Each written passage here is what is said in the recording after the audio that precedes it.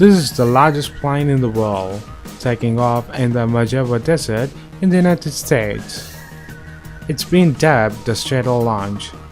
It's got 6 engines, 2 fuselages, and a wingspan wider than a football pitch. The craft has been developed by Microsoft co-founder Paul Allen, who plans to strap rockets under the wings, fly to 35,000 and then releases them.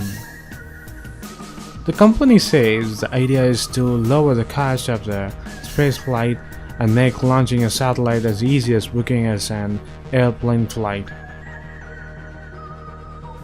The Stratolaunch is still in development and is due to start opening and operating in 2020.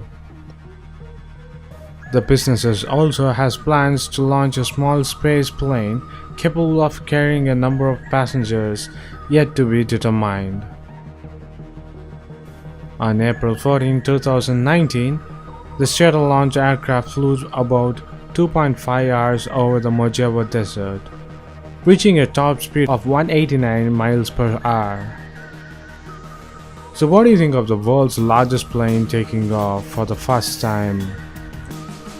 Will it work out from 2020, or it might go by a prototype and we'll never see on a commercial launches?